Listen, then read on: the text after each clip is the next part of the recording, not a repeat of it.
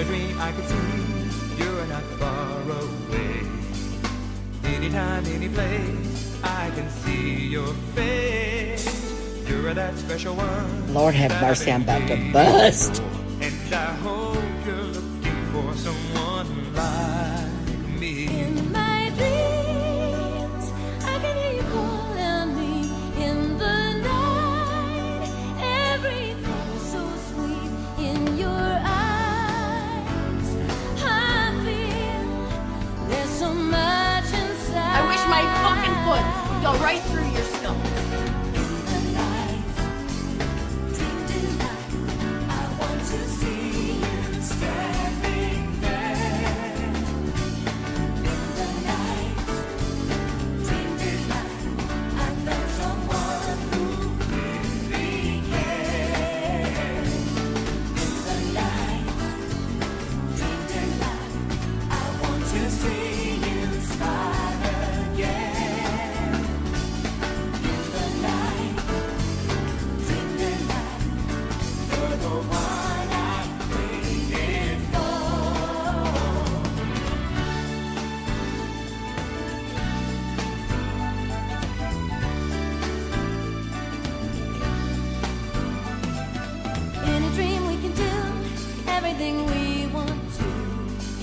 There's nowhere I'd rather be but here with you.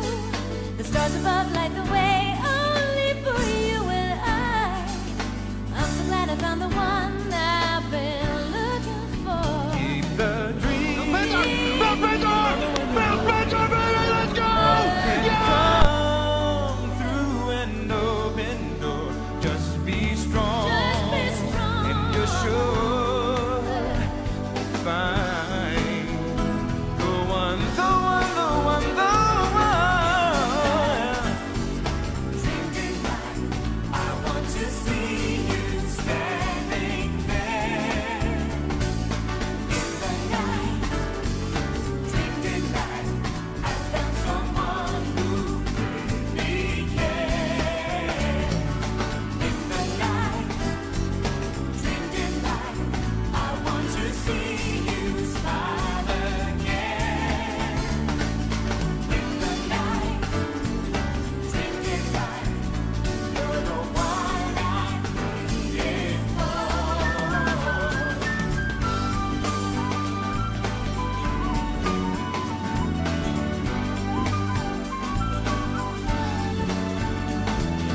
Everybody hates you, and I'm glad your husband died. He probably killed himself.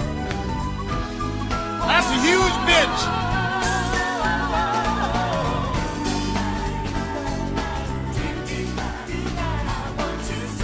I can't help but be racist. It's true.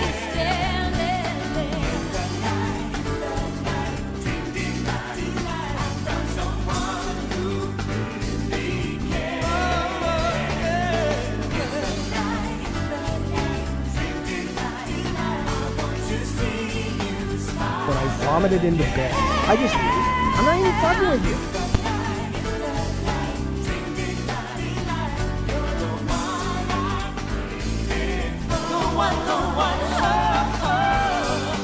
No offense, David Jaffe, but that's bullshit.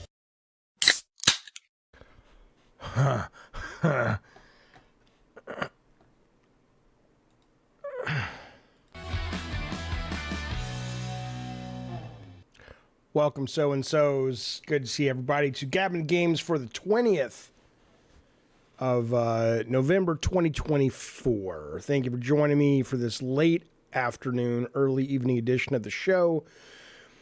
It was I was up late last night trying to play Microsoft Flight Sim. That video's up. I'll probably do an edit of it. That thing's a fucking nightmare to play for all kinds of reasons. And then I got up early and spent the entire morning up until lunchtime trying to figure out what the fuck Stalker 2 was happening with it.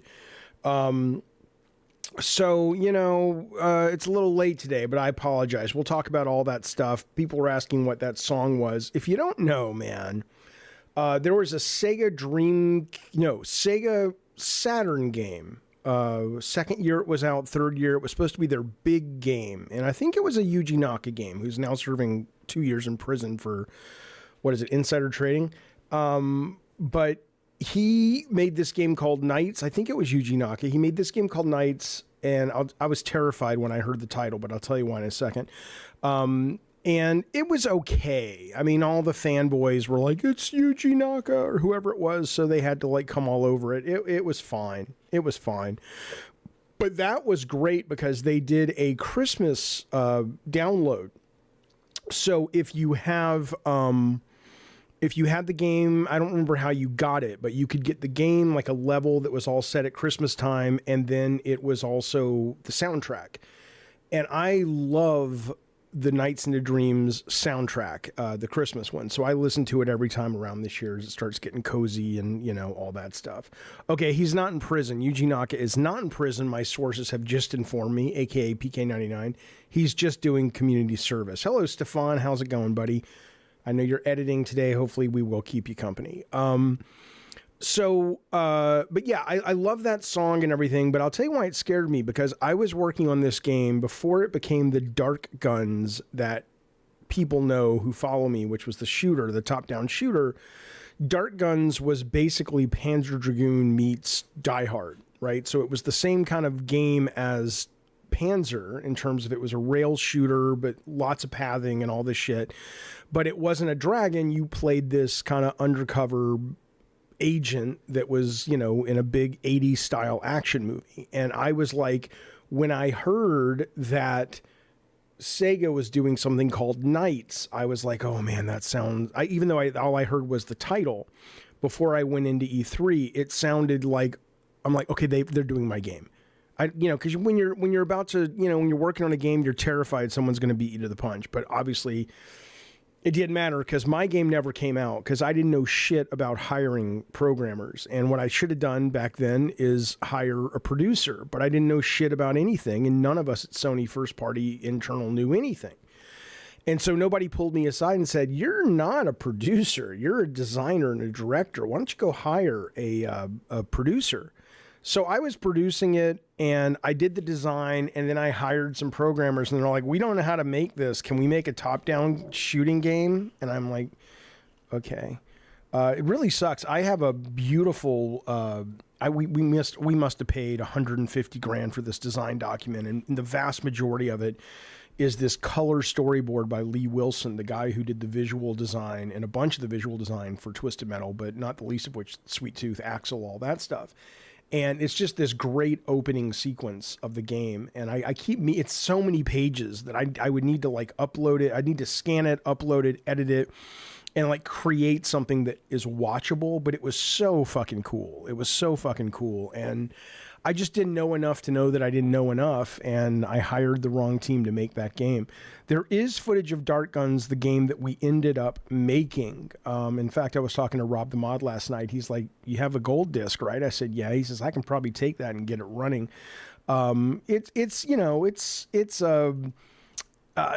like the Raiden. It is like the Raiden project is what we ended up making and maybe coming close to shipping. It was like Mars Attacks, UFOs and stuff. But that was me punting, because when my programmers were like, we don't know how to make this. And I'm like, well, why did I hire you? And they're like, dude, that's a you problem. And they're not wrong. They're not wrong. Okay. I have a question before we get started with the show. Eric says he likes my AI backgrounds. He's not, and it's where I'm at. I'm up in the mountains. What are you talking about? God, I'll tell you what, man. I don't know if I would love to retire in the mountains, because you know, you don't want to be in the, you know, I would love to retire in the mountains if I knew I had somebody who could kind of take care of all the things that come with being in the mountains, like being in the mountains. But it's such a wonderful, it's just, I'm such cozy. I love cozy, man. So I would love that shit. But yeah, so point being though, is it's not AI. It might be AI. I don't know. I'm just streaming it off YouTube. You know what I don't understand? I don't understand why you can't have, in this day and age, you cannot have not screensavers, but you know, you have like wallpaper and shit. Why can't we have wallpaper that's this? You can't see the fireplace really; it's moving and stuff. And I know they make programs like that, but why can't I just click this and have it running on my? It doesn't matter. The point is that would be great. Yeah, no, Awesome says I love the internet too much to be in the mountains. I mean, you would have to have great internet. I mean, I'm not talking about like I want to go live in, so remote. I want a grocery store within 5 minutes and a nice little, restaurant. Here's my fantasy, okay? I want that and the internet, and then 5 miles away, I want the grocery stores and all that, and I want the town to be just like the town in Gilmore Girls. Shut up! I don't care what you think. Fuck you. Yeah. Speed turtle, baby. All right. You're not that guy, pal. Trust me. You're not that guy. Yes, Bukaki. Bukaki says he has something to say. What's up, David? Bulbo, put your grandma on. I'm starting to think, like I've said, your grandma is dead, and she's been dead for a long time, and she's like, you're like the son in Psycho, and she's just kind of rotting in the chair, and she hasn't had consciousness in probably 2 decades. She probably, if you were to wake her up today, she'd say, what do you mean Reagan's out of office? That's more than 2 decades. But the point being, though, is Jot says, what's up, Jaffe? I'm getting baked to shit. Good for you, sir. Okay. But I would absolutely love not to be off the grid. I like the grid. I would never want to, I want to be with great internet and all that, but to be with great internet, in a kind of semi-cozy remote location. What joy. Listen to this. I'm on the internet, speaking of. I don't have an answer for this. This was a Jeopardy question. This is a meme. And I'm sitting here thinking about it, going, what is the answer? Here's what it was. A band, a video game system, and a book of the Bible. And I guess it's all the same thing. Like, what is blank? What is blank? Here, I'll show it to you right now. And maybe it's obvious. At first, I know there's like Atari is a system and there's a band, but there's no book of the Bible named Atari. Genesis? Oh, of course. Genesis, one of my favorite bands. I didn't even think about that because I don't think of it as the Sega Genesis. I just think of it as Sega. Okay, understood. I'm a maroon. Gotcha. Okay, all right. Let us move into the show. What is here? Oh, I want to let you know tomorrow, Lunch with Jaffe, 12:30. If you are Cult Calypso, a God of War member, or you are a mod, either here on YouTube or over on Discord, we will be doing this tomorrow. If you don't know, we just hang out. We literally eat lunch. It's a very small group. Last time it was like 4 or 3 people. We eat lunch, we talk, we shoot the shit, we watch videos. It's like an hour of just fucking around. It's just a chill thing. So this is tomorrow at 12:30 if you're interested. Again, you got to be at that membership tier, which is Cult Calypso or God of War or a mod. In the meantime, it's a good time to tell you to consider membership. The holidays are coming up, and there's lots of kids out there who are, little kids who are by the fire and hoping to get warm, and all they ask Santa for is a Gabbin' and Games membership. And he's like, well, I don't know. The person who runs that's very agnostic. And he's not wrong. But that said, though, be aware. Tomorrow, Lunch with Jaffe, 12:30. Okay. I want to show you this real quick. We're going to talk Flight Simulator. That's not what I'm talking right now. But I want to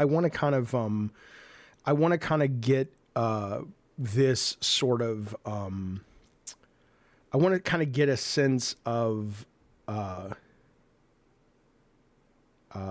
your take on this. So there is a story about Microsoft Flight Sim on PC Gamer. This is what I wanted to ask you, though. This is a picture, I believe, of the Hindenburg. This is an actual historical photo of the Hindenburg in this image that you're looking at right now. There are literally people who have have lost their lives. There are people in the process, minutes away, seconds away, moments away from losing their life. And PC Gamer puts this image up, even though I know it's historical, it's over 100 years old, blah, blah, blah. I just don't like it. And I'm just trying to figure out, am I being too sensitive? I don't mean like I want to, write the editor like that matters and be like, let's make a big deal out of this. I'm just saying, is this something you would do? Like, because they're basically making money, and one of the ways they're making money is by attracting you to their story, by showing you a picture where about, 700 people are in the process of losing their life. And I'm just saying, is that, excuse me, is that good form? Or is that like, yeah, I wouldn't do that. Like, I mean, some people who know the story is, I have footage at the end of God of War when Kratos sits on the throne and becomes the guy who oversaw all the wars up until the point that the game was made.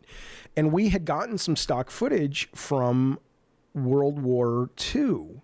And I was just like, when it came in, it wasn't that we were showing people dying, but it was like our entertainment is, and again, I'm not trying to make myself sound noble, like I'm giving myself a compliment. It's not that. I'm actually wondering, because I might be too sensitive to it, because I didn't like the fact that anything in our game was going to be making money off of the fact that there were people dying in the thing that we were using to give you entertainment. And in essence, that's kind of what they're doing here.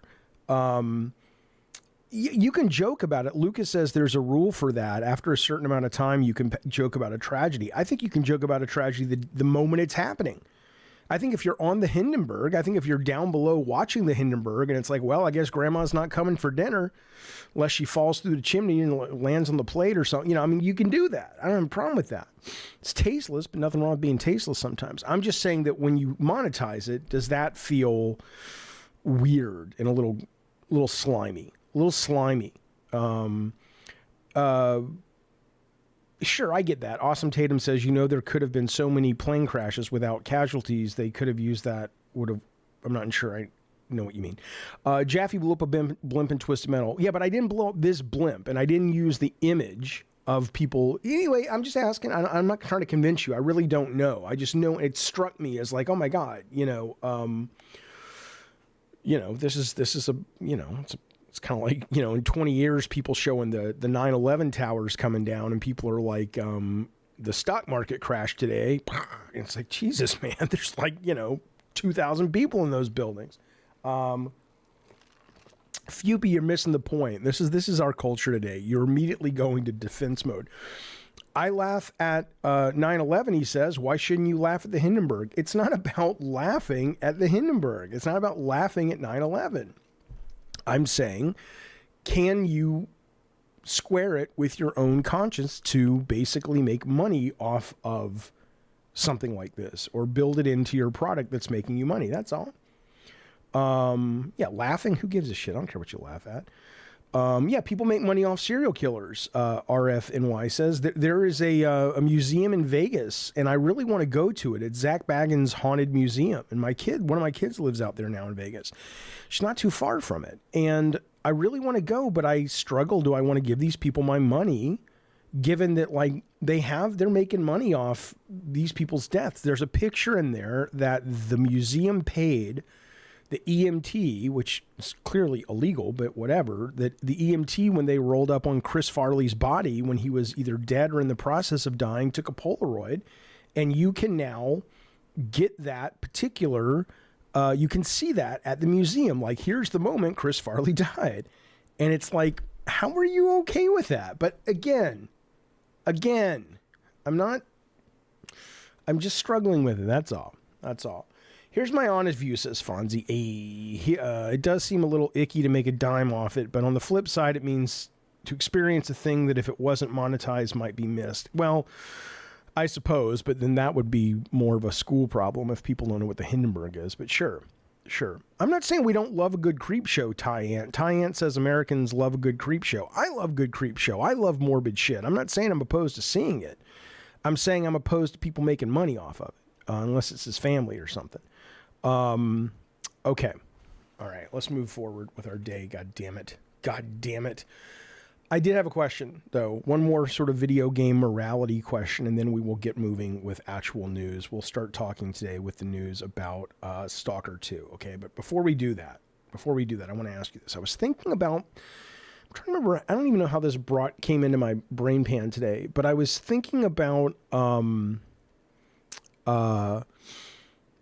the lunch that me and Nick, co-owner of Bartlett Jones, went to with Scott Rohde and Christian Phillips, who were the Sony heads of development when we were making Drawn to Death, and they said, hey, what do you guys think? And it was posed as a question. So I'd like to think if we really were opposed to it, we could have fought back and won. But they said, what do you think about not making it free to play? And it had always been a free to play title.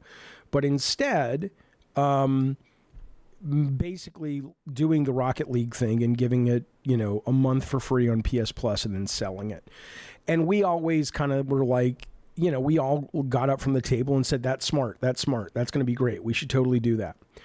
And looking back now, I think it was a bad decision. Could the game have been saved? Probably not. By that decision? Probably not. But it certainly would have had a better chance than it did with us launching it the way we did. So here's what I was thinking. Here's my question. If you could go back in time, like I was like, if I could go back in time to that moment, right? And I could basically not know everything. Well, I mean, whether you know everything or not is irrelevant to the conundrum. But let's just assume, for the sake, you wouldn't know everything. You'd go back in time and you'd be there instantly, and I could know, and not even know how I know, but just go, there is a voice in my head that is saying, do not fucking do this, right? I would plant that, right? And I'd plant a few other messages about Drawn to Death, right? And like, but you're competing against a bunch of people that have absolutely no ability to do those things, right? So it would be like if you made a movie and it was terrible and you knew why it was terrible, would you go back in time and fix it, basically? But you'd be competing with movies that come out the same month that didn't have that advantage. Would you take that advantage? And on one hand, I was kind of thinking, well, that's not fair, so I wouldn't want to do that. But on the other hand, I'm thinking, maybe that's the way the people that are really successful in this world, maybe, a lot of these people do shit. It's not literally that as far as I know, but, a lot of people who are, quote, winners in society will do a lot of shit that other people aren't willing to do morally, and it'll make them successful. I don't know. That would not be fair, Jaffe. Even YouTube is not fair, though. I know. So I don't know what I would do. When I was younger, I would have said absolutely not. But now I think I would go, I don't know, I have to think about it. I'd have to think about it. $6 says fair, it's business, which is like war, all fair. Yeah, but you saying business is like war is just something that people have made up to make themselves feel better about the fact that they'll do whatever it takes to get ahead. I'm not, I get it. Bitrate says life isn't fair, take every advantage. I get it, but is that really the kind of person you want to be? And maybe it's like, no, but this is the world we live in. I don't know. It's like when you're young and always think the ghost of your dead grandmother is watching you jerk off, but instead it's saying something cool and I've never had that thought at all. Darth Nugget. Brad Glasgow says always be closing. Yeah, but you can always be closing and not be an asshole, Brad. It'd be hard not to feel imposter syndrome, says Real Boss Moss. Yeah, it may be hard not to feel imposter syndrome, but you'd be living in a mansion, so who gives a shit?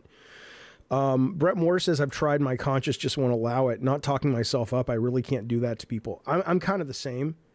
Bukaki says, what is there to think about? I would absolutely do it. Of course you would. People in this day and age are already born with all kinds of advantages. Why wouldn't I take advantage of one? That's a really good point. You have chronological advantage. And that's something. Eric Lennon says, Jaffe, do you consider yourself a winner? No, and yes, and no. I don't. That's a phrase. What does that mean? When I play Call of Duty and I'm on the winning team? Sure. But as a human, am I a winner? That's it's kind of a gross, no offense, construct. As long as that's interesting, says Jono. He says, as long as the result of the changes make people happy due to the better product and you don't end up like Biff from Back to the Future 2. Yeah, but the thing is, though, other people would suffer. Other people who would have made hits without that advantage would now not be able to make hits. Would you not go back in time and buy Apple stock? It seems like the same thing. Well, I don't know, because who would I be harming? I guess you wouldn't be harming people in a meaningful way. The stock would be a little bit diluted because you bought some of it that would have never been bought, maybe. But it's still worth a lot of money regardless. Would you kill off the timeline where you made Kratos to make Drawn to Death a huge success? It can't work like that. But I mean, let's pretend it can, because I would have never had the opportunity to make Drawn to Death without Kratos. But no, Kratos is much closer to the kind of game I wanted to make. Absolutely. Okay. Let's move forward, though. I just wanted to see what you guys thought. I don't know. Bukaki's not wrong, though. I mean, it's kind of like one of those things. It's like, look, if the playing, and my kids feel the same way. I was stunned to hear them when they were younger say, you know, well, what's wrong with cheating in school? And I was just like, what do you mean what's wrong with cheating in school? You know, and we had the conversation about, well, make sure you learn what they're teaching you if it's valid to learn. But their whole point was, they're like, dude, the schools are churning out factory workers, basically. The corporate overlords are not fair. No one is fair. Why would you not, get yours? It's kind of not true. So I had to think about that for a while, because it was like, wait a minute, you're not supposed to agree when your kids tell you don't cheat, and they say, yeah, just do it. No, they might have a point. Jaffe, would you go back in time and not have kids? Never. Oh my God, having kids is seriously, man. And I don't mean it like, a lot of people will give you the old tropey rote shit, like it's the best thing that ever happened, and the day your kid is born and all this shit, whatever, maybe not. But there's not even a doubt for me. Yeah, having my kids, oh my God, what a joy. It's the greatest fucking thing. Greatest fucking thing. I love being a dad, and I love being their dad so much. Okay. Fonzie says, I mean, my dad always said cheating is wrong unless you get away with it, in which case you should always cheat. And that man made a lot of money selling cocaine. There you go. Okay. All right. Let's move forward. Where did I get this shirt? D-Trucks, this is, there's a guy who some of you guys have seen on this very chat, a member of the show called Tech Protect. And Tech Protect is my daughter's boyfriend. And she came home because they live together out in Vegas. And she came home without him a couple months back, and she was wearing it.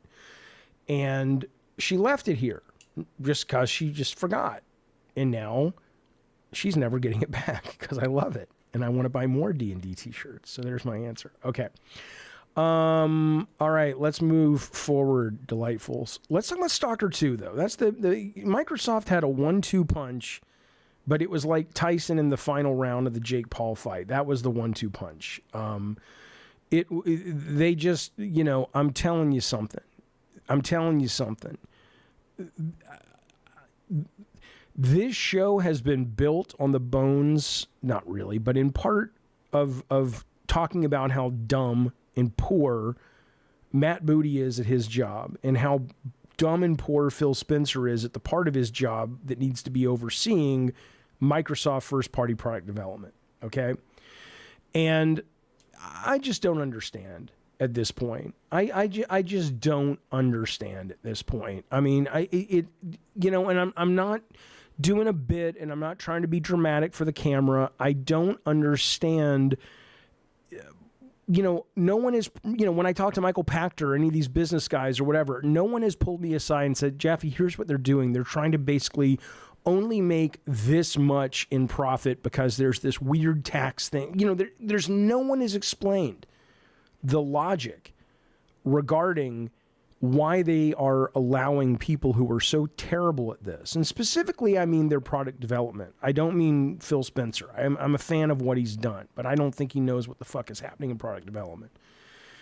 So Stalker 2 comes out. I believe it is sitting at right now it is sitting at a 74 Metacritic.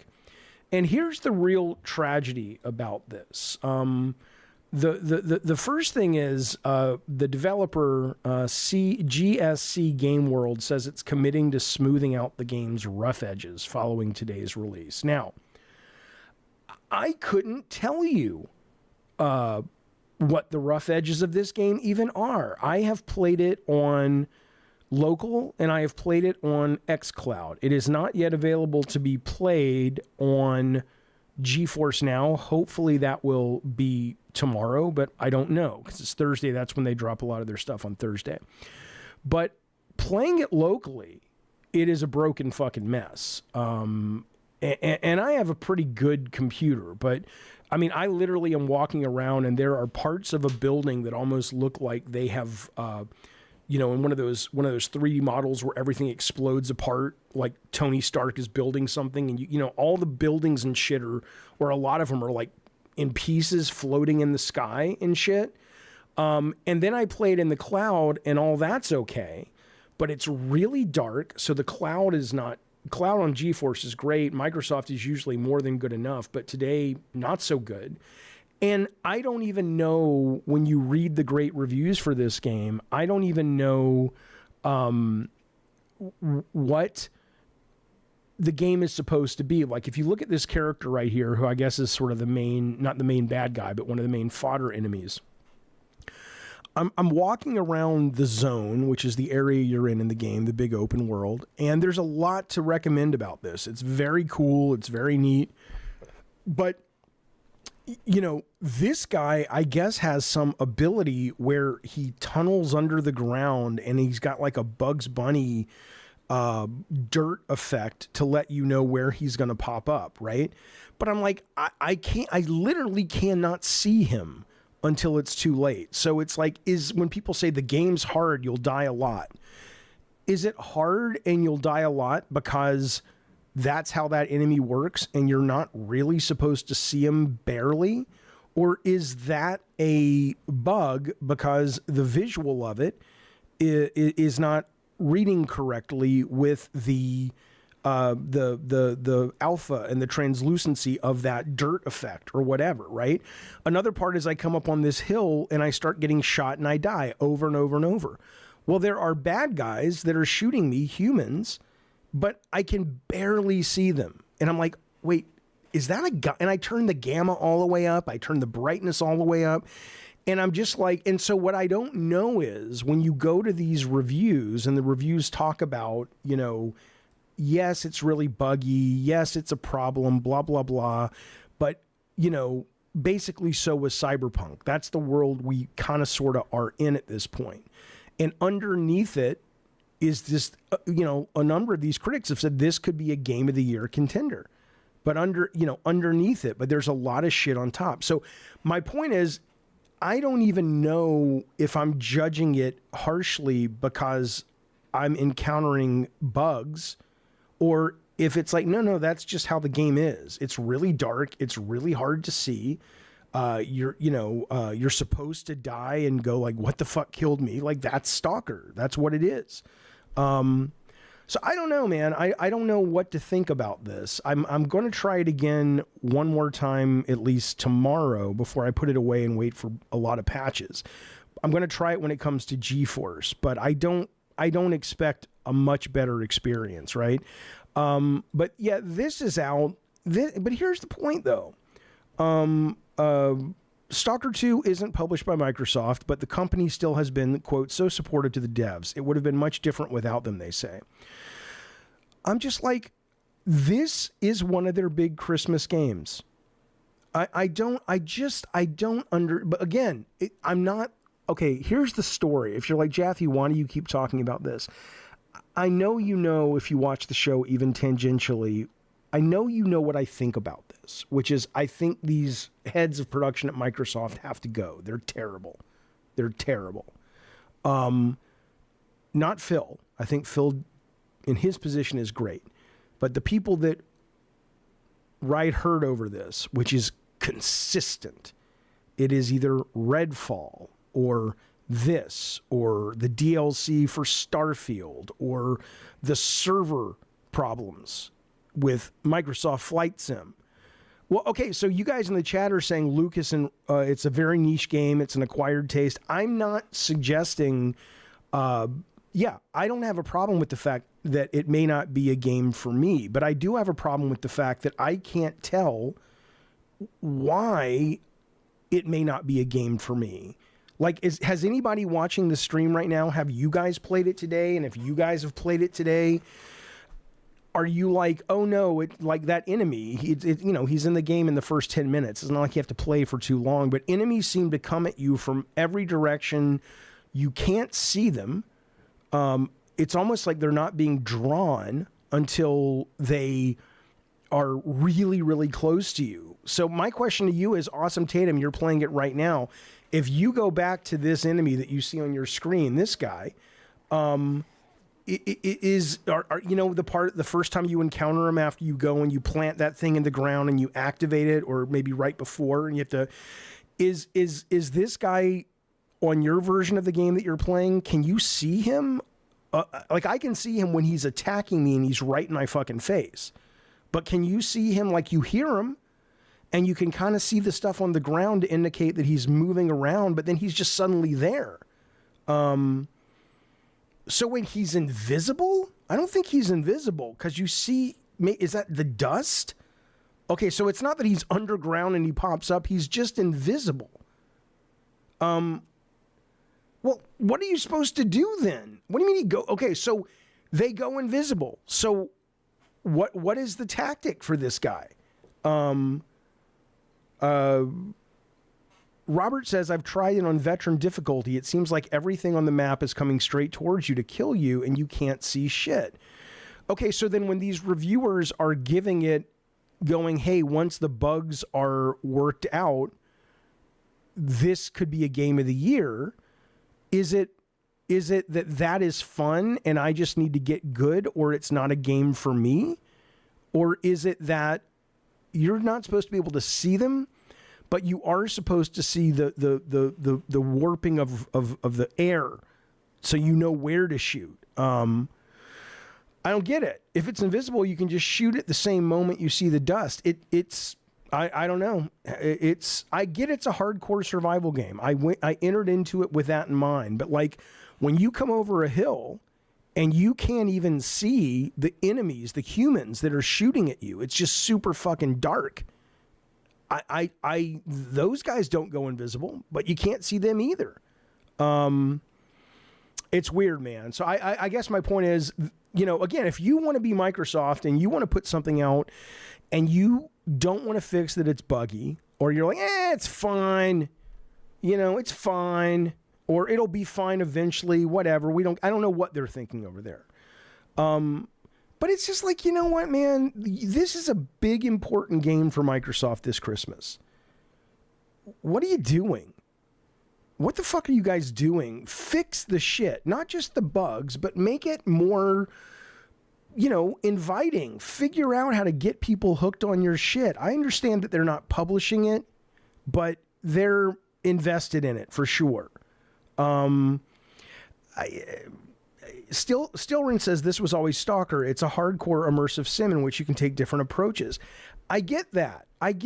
You cannot paint that with. You can't paint me with that brush on this topic. I am not suggesting to you that I'm like, I just want to go in and fucking bro it. I want to shoot everything. I just got to think through this. I don't want to do no thinking. I get it. It's niche. It's measured. It's slow. I have no issues with that. Sounds great. I entered into it with that in mind. But if I literally cannot see what's coming at me and I don't have any indication that they go invisible, how much of a survival game is that versus just a luck part of the game is that? Okay. Yes, people in the dead of night are hard to spot without night vision goggles, hence the invention of night vision goggles, says Ravnos. Yes, okay, that's fine. And if you're going to tell me there is a day-night cycle to this game, and you're also going to tell me, hey, you should probably be fucking careful because you're fighting these guys at night and you don't have night vision goggles. But none of that data is on display. So why? And I'm talking about the first 20 minutes of the fucking game, fellas. This is not like I'm 2 hours into it. This is like the first 20 minutes and the first 5 minutes of that is a cutscene. So you would think they would be like, hey, guys, could we onboard a little bit? Another one is Flight Sim, right? Well, let me finish with Stalker. Now, I'll get to Da Vinci's. Da Vinci, let me say thank you to Da Vinci for joining the Diet Soda Soldiers. I know he's been trying to join for a while. He's had a lot of shit going on in his life. This is a guy who converted to Christianity, then changed his mind, converted to Islam. Now I think he's full-on atheist. It's cost him a lot of money. It costs money to convert and then reconvert, but I appreciate you showing up and joining the true religion, which is the Diet Soda Soldiers and all the membership tiers here at Gavin and Games. Thank you, Da Vinci's Demon. I'm going to give you words of wisdom to live by. Here you go. Bill Spencer! Bill Spencer! Bill Spencer, baby, let's go! Yeah! That's just for you, sir. You can use that and do with it what you will. Thank you, buddy. Thank you for supporting the show. I really appreciate it. But yeah, I don't know what to feel about the game. I have no idea. So let me show you. So yeah, if you read some of the reviews, Stalker could be a great game in a few years. For fans of hardcore shooters or punishing post-apocalyptic games, the game is truly incomparable. Unfortunately, due to many bugs, it's the greatest game. It's the greatest game you should not play right now. Give it some time. This will be one of the best survival experiences you'll ever play, right? And so I can't tell where it's a bug and where it's just hard, right? And so it's like, come on, man. And then you got these guys at the very top that are just, raving over it. And I'm like, when you open your review talking about the development situation, like Windows Central, I think, that's that they're like, it's stands tall as one of the most captivating open world shooters I've ever played, with a palpable atmosphere and deeply rewarding exploration that kept me glued to my seat. I would love that experience. I hope I get that when it's all said and done. But then a lot of these guys are talking about the graphics. They're talking about it looks incredible and let's see, nothing short of a miracle. I don't want to hear. I mean, I know it was developed under horrible circumstances, but that's inside baseball. It's not relevant for reviews, in my opinion. But all these people that are talking about how good it looks, I'm like, maybe they're playing it on a PC. Maybe I'll feel the same tomorrow if I can play it on GeForce. But playing it on xCloud and playing it locally, terrible. Just, it doesn't look good at all. It looks terrible. But it may just be that's the world we're in, man. That's the world we're in, and everybody's just kind of used to waiting for this shit to get fixed. And it's funny to me that these guys, will... It's like people think talking about DLC for Game of the Year is some kind of like, oh, we need to have a conversation about that. I don't think Game of the Year should be allowed to be DLC. Maybe it should, maybe it shouldn't. But we got bigger problems, not the least of which is like, okay, well, if this is a game that missed the cutoff, which it did, this game missed the cutoff for Keeley's show, as did Stalker and Flight Sim. And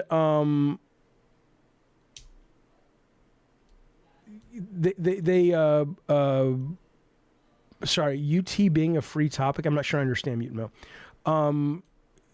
So they'll be available next year to be voted on for Game of the Year. Well, what are you voting on? Are you voting on the game that came out today?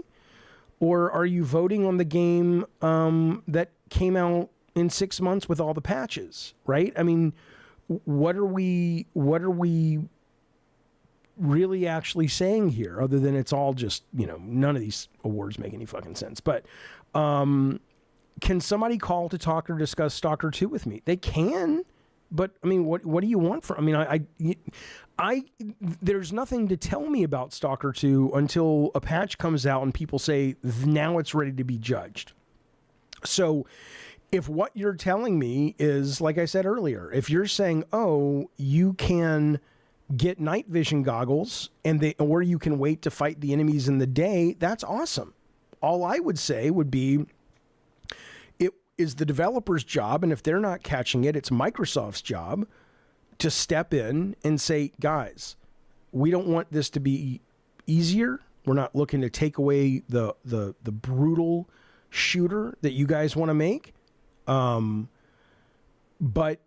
there is this thing called onboarding. And we would love for you guys to have a big fucking hit, because if you have a hit, we have a hit. And could we at least, make a list of 25 things that you feel, or that the users feel, are preventing them from really falling in love with and discovering the magic of your game. And out of those 25, let's pick 10 that we can commit to helping you with before launch. I mean, that's what a fucking publisher does, especially if you got skin in the game. And these guys have skin in the game. I mean, it will get corrected, but it's a bad look. But, it's a bad look amid a bunch of bad looks. Listen to this, though. So right now, the other game they launched this week is Microsoft Flight Sim. 1 Minute Gamer says, but don't you have to play the game more to find out? That's how most games are. No. I reject your hypotheses, my friend, especially when you're on Game Pass. This game was free. I have nothing invested. I didn't spend money. I didn't have to drive to a store to get it. I even was streaming it in the cloud. So other than just wanting to do a test as comparison for this show, I didn't even have to spend time to download. And so, you know what? Afterwards, I went over and I played some Expeditions, and then I went back and played some more Dragon Age. And it's all, the only reason that's on my radar now is I'm curious about the trajectory that this game is on. So it's the idea that you're going to stick. It's not your job to stick around. It is not your job as a player to stick around and wait for, I don't understand this game and I'm dying a lot. Maybe it'll eventually get fun or it'll make sense. It's like, that's the developer's job. It drives me batshit when gamers act as if that's a them problem. It's like going to a movie and they're speaking some other language that no one's ever heard of. And it's like, well, I guess I'll eventually understand it. It's like, no, their job is to make it make sense, is to entertain you. Ravnos, I didn't think anybody would even get that joke, the Twilight Zone joke. I'm glad at least somebody got it. Okay. It's not about getting fun. It's about you just not having the right tools right away. I understand that. I get that. Guys, but Jaffe, it's not a new franchise. It is a new franchise for anyone it is a new franchise for. You guys, is it that you want to work in development and you just don't want to say bad things about the creators or something? Why do you give them so much fucking rope and freedom to not treat you well? The idea that just because it's a franchise, they have abdicated responsibility when it comes to explaining how the fucking product that's a $60, $70 product for a lot of people is supposed to work. I'm sorry, I don't buy it. They don't have to sit there and tell you in a couple of minutes you will get some night vision goggles. But what they could do is make it clear there's a day to night cycle, and hey, if you're having a hard time dying, maybe if you're having a hard time dying, perhaps we can let you know that there are lots of different ways to approach things, including maybe finding some tools that are somewhat in proximity. Instead, if you're not a good enough developer to recognize that players, when you present them, look, the last game that did it like this, I did turn up the brightness. The brightness was up, the gamma was up, the brightness was up. The last game I saw, and this worked out for the best because people stuck around. I don't know if people are going to have the patience to do. You know what? I'm just going to fucking show you guys. Don't, Jaffe, I doubt you can't see far in the darkness. It's survival horror. Would you like to see what I'm talking about? I don't want to derail the show, but I need to show you what the fuck I'm talking about. All right? I'm just going to show you this fucking thing. All right, hang on a minute. But while I'm loading it up, let me address this question real quick. Hang on. Because I need you to see this, man. I need you to see what I see. Where did it go, though?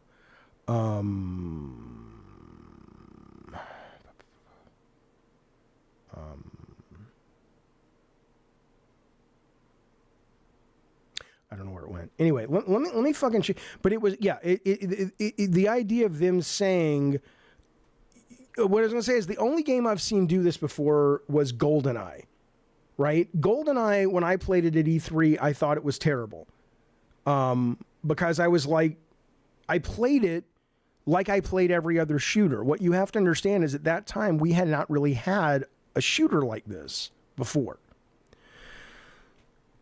It's a developer's job to meet the audience where they are, okay? And the idea that in GoldenEye, you could not just run in guns blazing. But up until GoldenEye, that's what we did. We had Doom, we had Quake, and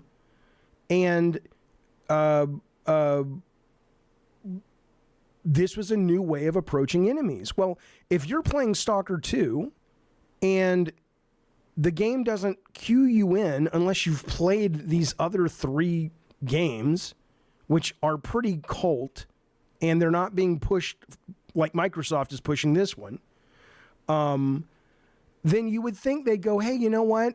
Our gamers are used to seeing enemies and going in and shooting them. We need to communicate that that's not how it works in this game, right? And when it comes out and the number one news story is bugs, it's hard to know, is it you, is it the game design, or is it the bugs? But let me show you what I'm talking about. I'm not lying to you guys. Let me bring it up in the cloud real quick. And again, I'm not going to play games on the stream, but I do want to show you this.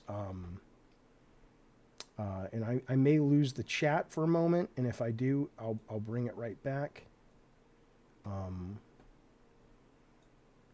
I'll try not to. All right, hang on. Oh, that's not what I want. Because it's saved right at that point, right? And I just want to show you what I'm talking about, because I cannot get my head around it. I see what Jaffe's saying. I have a hard time to play the game. I have had time or have not had time to play the game, but I understand his point. Crying online isn't discussion. Shut the fuck up, Leslie. Oh, yeah. Well, I'm just saying it doesn't, and it doesn't even matter if it's a new IP or an old IP. Like that, you're willing to give it that, you know, I'm not willing to give it that kind of get out of jail free card. You're a fucking game. You're here to entertain me. Fucking do your job. All right, let's see.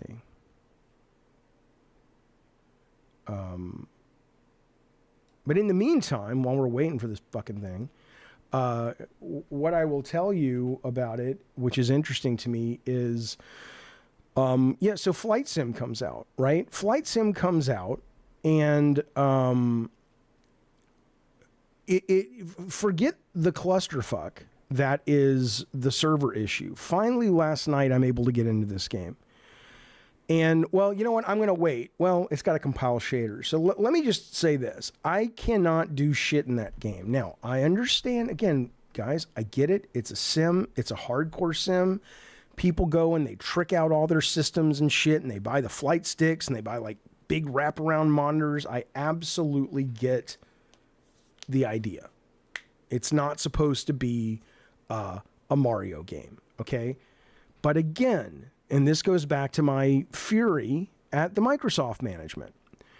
These guys are now overseeing a group of games that, if they want their incredibly expensive investment in Game Pass to be successful, they need to get ahead of business as usual. And they need to say, look, we absolutely get, the picture didn't freeze, we absolutely get that we would not want to go into the developers and tell them to make this easy.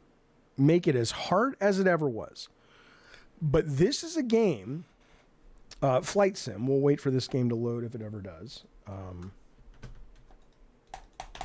Well, maybe it did freeze, hang on. This is a game, Microsoft Flight Sim, I'll bring it up while we're waiting, that is really quite beautiful. It is a gorgeous looking fucking video game. Okay, here is while we're waiting. This is what it looks like. This is just a little bit of somebody playing it yesterday. Okay, it's beautiful. You can fly over your fucking house. It is smart and interesting and deep and absolutely cool and worth applauding and celebrating. Blah blah blah blah blah. It is cool. Okay, there's a lot here. If you forget the fact that the developer was like, we didn't know there was going to be that much interest yesterday. That's why our servers, we weren't prepared for the servers to get hit like that. And it's like, what? But fine, let's assume for the moment that's the case. Which again is a failure on the part of Microsoft. It's like, guys, it's part of Game Pass now. We're pushing it. Blah, blah, blah, blah, blah. Everybody got Call of Duty. It's their first time with Game Pass. They're excited. They're going to want to, new game. How could you not know this was going to be something a lot of people were going to try out, okay? But that aside, this game has some of the absolute worst onboarding I have ever seen in my fucking life. It controls with the keyboard and the controller, which is fine, but it doesn't walk you through it. The way you move the cursor on the screen is not with your mouse, it's with the WASD keys, and the way you select something is not with the click of a button, it's with hitting the space bar. Nothing makes any fucking sense.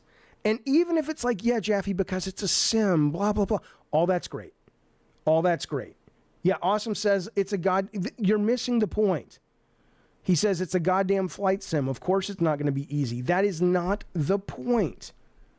The point is, if you have a game that looks this good, that is this expensive, and could benefit your company, like this could benefit Microsoft, you need to be doing a lot of work to get people in and give them a great time if they just want to fucking fly around.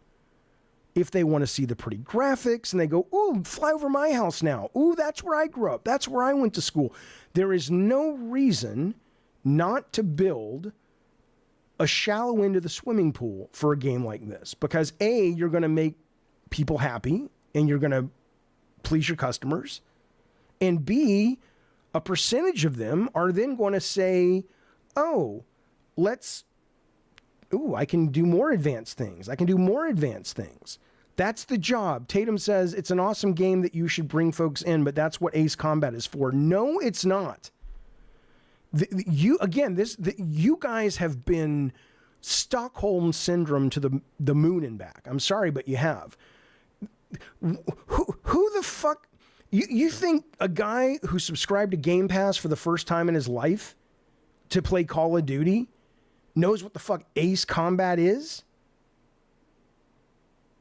That's Microsoft's job, to basically say, hey, we've got this audience here, and let me show you how easy it is. This is a game called Sky Odyssey that was a PlayStation 2 game, and for its time, it was excellent, okay? It was simple. It was fun. All they need to do is like build in free flight and build in 5 to 20 just fun missions and let people enjoy the joy of flight. And then you please everybody. And that is the job when you are running what is in effect the biggest video game company financially on the planet. Not the most successful. I didn't say that. Don't come at me. And I love Ace Combat. I'm not knocking Ace Combat, but this is what we're talking about. This was a great fucking game. And why I can't just have a fun time flying around at a base level, I don't know. But it's ridiculous. Let's see where we're at, by the way. Let's return to Stalker. We're almost there with the shaders. Now, again, this is streaming off the goddamn internet. Right, Fupy says people start up Flight Sim when they actually get in and they're bored 5 seconds later and they delete it. I did use a controller, RP Spaces, but the game automatically linked. Let me explain this to you. RP Spaces says, Jaffe, use a controller, it's easier. I get it, but here's what you have to understand. The game on its own accord told me your setup is a keyboard and a controller. And if I want to change that, I can change that, RP, but I had to figure out the fact that I couldn't change it by using the mouse, even though the mouse was working and you could see it on screen. I couldn't change it by using the control because it was working. I could see it on screen, but it didn't work for everything. I had to eventually stumble upon the idea that if I wanted to hit the options button, I had to learn that WASD, just like playing a first-person shooter, that was the way I navigated the menu. And then once I got to the options, I had to learn that hitting the space bar, not return, was how you select the thing that you're hovering over. I'm telling you guys, you're giving these guys way too much rope. Way too much fucking rope, man. Look, the funny part is I'm here speaking for the gamer. I'm here speaking for making a lot of fucking money and in capitalism. I want this to do well for them. And where was Matt Booty telling them, guys, this is going to be possibly a really big deal for us this Christmas season. We're going to have a whole group of people coming in from Call of Duty. They've never heard of Game Pass until now. They've been playing Call of Duty for about a month. They love it. And suddenly they boot it up and they're like, hey, what's this? What the fuck is this? Flights, I've heard about that. Oh, I can just click it and I get it. And suddenly I can't fucking play it. Similarly with Stalker, this is their fucking job, man. You should be, you should, the fact that you guys are pushing back on me and not pushing on these motherfuckers is the most Stockholm Syndrome bullshit, Mickey Mouse horse shit that I've seen in my fucking life. I don't get it. There's my brother in the chat. You guys talk to my brother. Philip says, people like the elitist aspect of it being hard, but you were right. I like the elitist aspect of it being hard. I mean, I'll never play it because it's hard, but let that be hard. Hey, you want to fly the helicopters? Cool. You got to get good. You want to do the rescue missions? You got to get good.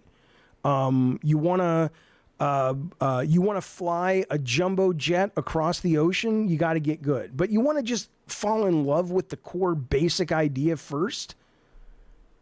Fly around. Have a good goddamn time. And then maybe you'll want a second date. You want a second date? We'll be back in 2 and 2. We'll pay for it. If you guys know that reference. Ravno's got the Twilight Zone movie set reference. He might get this reference. That's right. The ResQ says we're so used to being bent over, we don't know what to do when you tell us they could provide the lube first. You're not wrong. You're not wrong. Philip says that's why I'm getting pushback. Well, I don't care. Fuck them. They're wrong. Okay, now watch this now. Let's go back briefly. We're going to get off the Microsoft thing in a minute. But watch this. This is what I'm trying to tell you guys. This is Stalker 2. I did play the truck sim last night.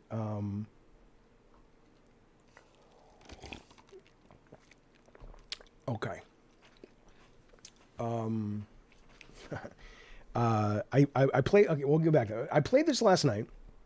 And, no, this is, sorry, I'm losing my train of thought. I played the truck game last night. I played this all day this morning. It wasn't a truck sim. It was called Expedition. And I finally figured out how to play it in the cloud, but that's a clusterfuck as well. Yeah, Wrath Izzle says, not a single video on YouTube about this topic, but already counterculture videos about South of Midnight. And South of Midnight looks great. So we're waiting, but this is what I'm talking about. So I have it saved right after I planted this, weird artifacts thing in the ground of Chernobyl void, whatever they call it. And, now I go up to this ridge. Okay. So forget the fact that you guys might think that I just didn't understand the invisible enemies. Okay, fine. But no, they present poorly. But now we're talking about human enemies that cannot turn invisible. Okay? They're just human enemies. And you can't fucking see them. Barely. I'll show you in a second.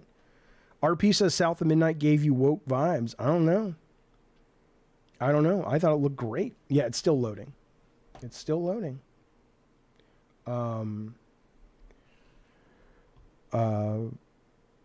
I believe it's still loading. I don't fucking know. I mean, who the fuck knows with these people anymore? I have to click it? I don't fucking know. It's been working all day.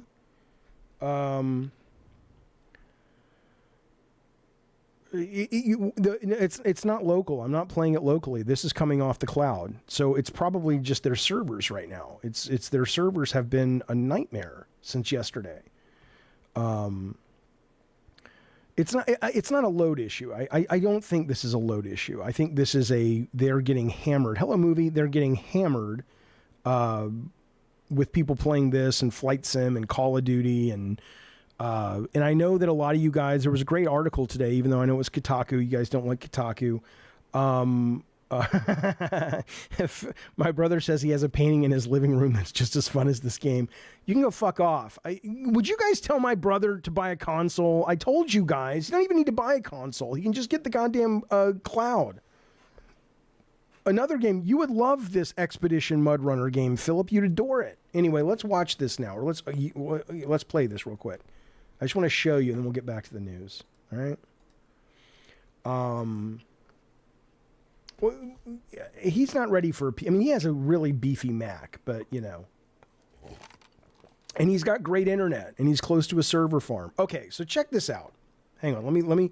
I'm going to stay focused on this topic because otherwise, God, what's taking so long? My computer hasn't crashed. I don't know what the fuck's going on. Okay, here we go. Okay, so let me give myself some health. If I can. Hello. Okay, so let me give myself some more. Get over here, you pussy! Okay, I'm fully healed up, okay? Now, there are bad guys coming. This guy's really close. Okay, he's dead. Let's reload. But I want to show you where they're coming from. Okay, see that guy? See these guys? See how hard they are to see? And this is with gamma and brightness cranked up all the way. And this, by the way, the sun has started to come out. When I first encountered them, it was pitch black. I wasn't aware there was a day-night cycle. Look at this. Look how hard these guys are. Right? I do have a light. My light is on. Oh, now it's on, but still. Here, check it out. And now I'm dead. Okay? So the real question is, it's supposed to be hard. Okay, again, I don't care. It's not a streaming failure. I'm playing it locally as well. I don't care. Here, oh, you wanted the camera. Here you go.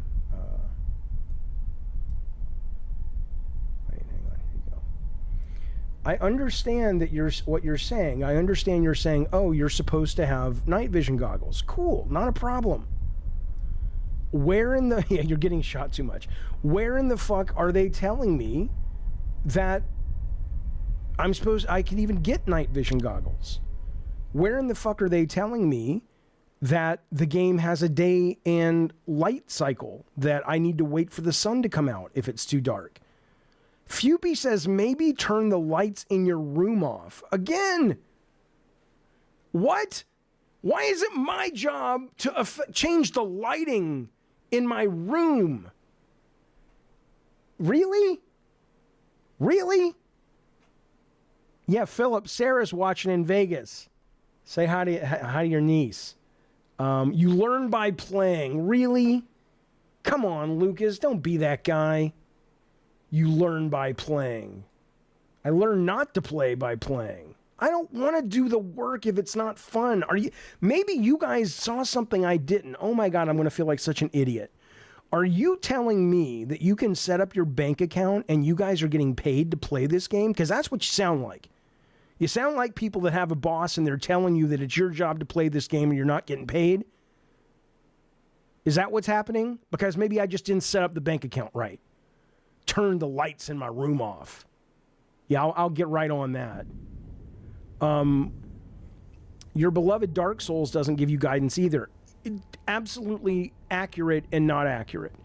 Dark Souls intentionally goes out of its way to say, certainly with Elden, this is the kind of game it is, and there are notes you can leave for other people, blah, blah, blah. That's part of the marketing of that game. That's not part of the marketing in this game. Anyway. I think it's horseshit. But listen to this. Lexi Burton, that sounds familiar. I don't know where it went. You kids stay out. Oh, I'm telling you, Philip, yeah. I saw Lexi Burton, but I don't know. Lexi Burton, thank you for subbing over there. Thank you, bud. You're right, man. This looks like you're playing a racing sim and you have completely dark screen. You can't see shit. And I have gamma turned up. Here, let me turn on the lights. Again, I'm going to get off this because I know you guys didn't come here to watch me play games. I mean, they're, But where in this world am I supposed to know? Okay, no. I'm not going to put up with this shit. I'm not going to put up with your bad takes. Look. Check this shit out for a minute. Telling me I'm supposed... Okay, seriously, you guys. I want you to think about what you just said. You could never work with me if we ever made video games again. You can never work with me. It doesn't matter if it's supposed to be... Yes, the picture is washed. Because I'm gammaed up. Okay? So, okay. Let me explain this to you real quick. The game is giving you main missions. The game is giving you, and I have the brightness turned up. The game is giving you a heads-up display at the top of the screen telling you where you should go, okay? And you also have a map, okay? Nowhere in this, in what amounts to basically the first couple of minutes of the game, have they made it clear that you should explore and you can find things like night vision goggles. So, fuck you. It's not... How would I know that? You know that because you already know that. But ask yourself if you were playing a really hard racing game. I mean, here's what it is. It's the equivalent of you guys playing Gran Turismo and it's really hard and someone who's already played it and put in some kind of time for some reason says, oh, you have to turn on the co-pilot mode. And you're like, how the fuck would I know I need to turn on a co-pilot mode? Anyway, this is Stalker 2. But I will tell you this. I'm excited for it because underneath all of this, the word is there's a real strong heartbeat here. And that's exciting. I like immersive sims. Fuck you, Real Shadow. Oh my God, just play the game. Oh my God, go fuck yourself. With a brick that you find outside in the backyard, you moron. I'm not going to play a game like that. I have things to do. Okay, let's move on. Anyway, Sky Odyssey. Okay. All right. Let's see. What do we got here? These are just the guys talking about the launch where they say, we knew excitement was high, but frankly, said the developer, we completely underestimated how high, and it really has overwhelmed our infrastructure. Really? You're one of the biggest games of the holiday season. Your infrastructure was overwhelmed. I'm sorry. There is no red phone. If you want to call on the Discord, call on the Discord. The red phone I got rid of because, God forbid, I'm not even in a cranky mood, I'm in a good mood, but, God forbid I could actually, tell the red phone when somebody's on the call to move other calls and stop ringing, but, can't do that. Fupy, it is a very important game for the holiday season. I don't know what else to tell you. If you, the amount of people that have subscribed to Game Pass, okay, because of Call of Duty has been, meaningful. Okay. And thus, here, I'll show you. And thus it's a real easy scenario to walk yourself through. Okay. Which is this. Hey, I got Game Pass. I've been playing the shit out of Call of Duty. It's so fun. I am not going to play it today because I'm tired of it, or I promised my friends I'd play tonight. Whatever. What else? Oh, look at all these other games they've got. Oh, I've heard for years about Microsoft Flight Sim. It's a big deal. It's a big fucking deal. You're only going to get that captive, curious audience at the level that you get with Call of Duty being on Game Pass once. And they blew it. And you can act like, well, Jaffe, why does it matter? Do you have stock in the company? No, man. But I care. I care about the art form. I care about games. I care about people having good experiences when they play games. It's just, I don't know why. I just, because I worked in it for so long, but it's a special thing that you're able to do, bring people to games and shit. And they blew it. So anyway, okay, let's move forward though. Shall we?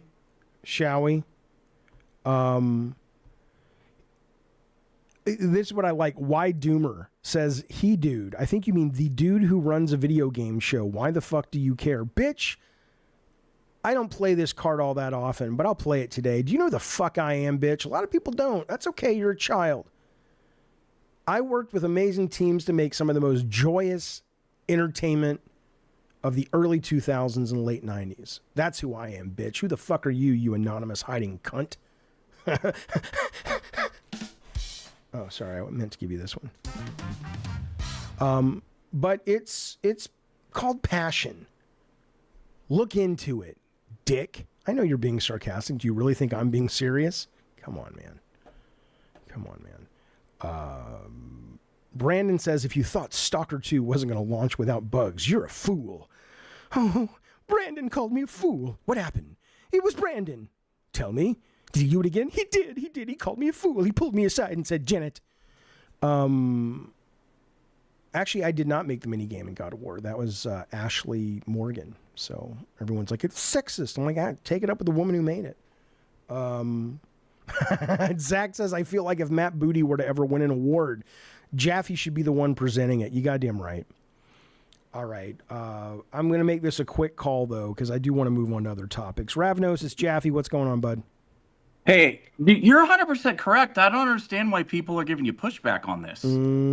I say Stockholm Syndrome, and I say it kind of like people might think I'm joking, but I really do think there's something about gamers, and maybe it's all fandom, where there is a line that can be crossed where they turn on their masters, but I think games have built up such goodwill for a lot of these people that they're just willing to take whatever is shoveled down their throat and be like attacking the people that are literally trying to be consumer advocates.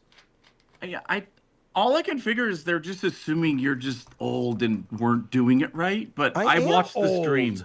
It was insane. You were trying to control stuff and the mouse cursor wouldn't fucking move. It kept saying hit B to access this stuff and you're slamming B, B, B, B, B. Nothing would happen. Yeah. The only thing that worked right was when you got out of the helicopter and it flew around in a fucking circle around you. Maybe I should show them. Maybe I should show them that. Maybe it was hilarious. Maybe when they see that, they'll understand that I am their savior and what I speak is nothing but truth. Truly. When you were trying to get near the pyramids for Mutant Mo, yeah. And then you're like, well, maybe I could jumping flash over him, see if that fucking works. Yeah, here we go. I'll bring it up right here. It was last night. Your Stalker doesn't look good. No, well, it doesn't look good if I'm playing it wherever I'm playing it. It doesn't look good. It doesn't look good if I'm playing it locally. It doesn't look good if I'm playing it on the cloud. Yeah, I saw multiple reviews. They all looked shitty at times, but the way that guy came around the corner and he had a flashlight and you could only see the ground that was illuminated from it. There was no beam, no bloom, nothing. That's not right. That's a lighting bug. Yeah. Tell you. Hang on, let me make this bigger. So this was us playing last night on the stream. Okay, display. Hang on.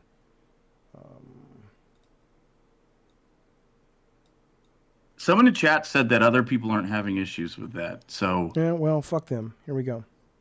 But I do know that last night this game was what is there not to have issues with? This is literally me trying to fly a helicopter, all these things on screen that are telling me to press this, press that, none of them were working. Yeah. Okay, now watch this. Watch this. So, you can make it so your fucking controls work. I don't want to make it so you can click anything. Why would I want that? You can hear Just me banging the buttons. Get it off my fucking screen. I'm hitting the pause button. Nothing's happening. I'm hitting every button. Nothing is happening. I can't even control where this... I mean... Poor What Matt is Booty. wrong with Now these watch this. fucking people? I'm about to get Matt out. Booty. That's all he does. He walks into the offices up in Washington State and he just says, "I'm Matt Booty," and he goes home. What the fuck is there happening? not a Hang on, tutorial? Ravnos, hang on. I mean, All right. Harrison Ford landed his plane better than this. Come on now, that's not nice. This is the John Denver simulator. Come on now, that's not nice. Jesus Christ, man. Well, maybe we can. It's like jumping flash. See the Let's see if we can pyramids? figure out a way to bounce over to the fucking pyramids. Holy shit! Well, there they are. I don't know if you got that Big Ben Parliament. There they are. Oh my God. There they are. Oh, because I have everything turned off that would make me crash, Morgan. She says, "How haven't you crashed?" Now watch this. I'm about to get out of the helicopter. Because I can't fucking fly this thing. But Hey, you know how forget to fly. flying Yeah, it. how I hard could it be? literally can't control the fucking interface. Now, get this. Here we go. And it's not that my mouse isn't working. Look, my mouse works fine. None of these work. I know it's not I a don't game. have any idea what controls what. 7.6, are you fucking with me? I know it's not a game. It's a simulator. But hit left, shift, and C. That's the only thing that works. Resume, restart, change objective, going up to change the settings, doing what it says in the helicopter. Those buttons don't work, motherfucker. What? It says hit B.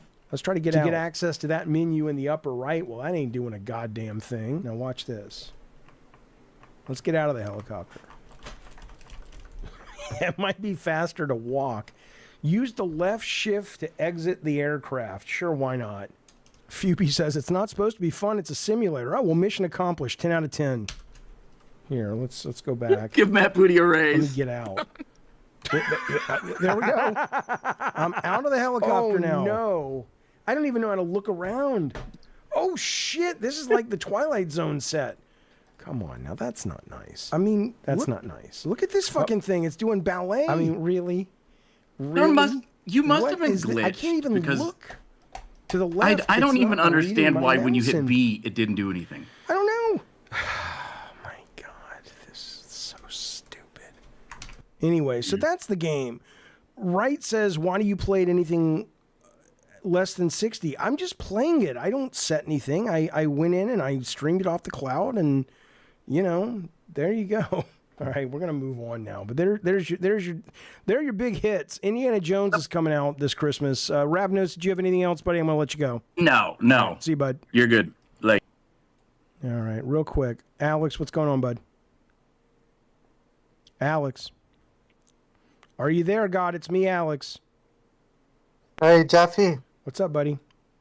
Did me and Ludo join together? I know, just what? Just answer. What do you want? Come on, man. I just wanted to know if you want to play Black Ops 6 I'm doing later a on. show right now, Alex. After. This is not just like a thing I bring you in and it's like, I know, I'm doing a show, man. Yes, but after the If you show... went to Broadway and your friend was in a Broadway show and he was on stage, would you stand up and go, hey, Olivier, you're doing great. Hey, do you want to go to McDonald's after this? He's doing a show. Yeah, you're right. Sorry about... God.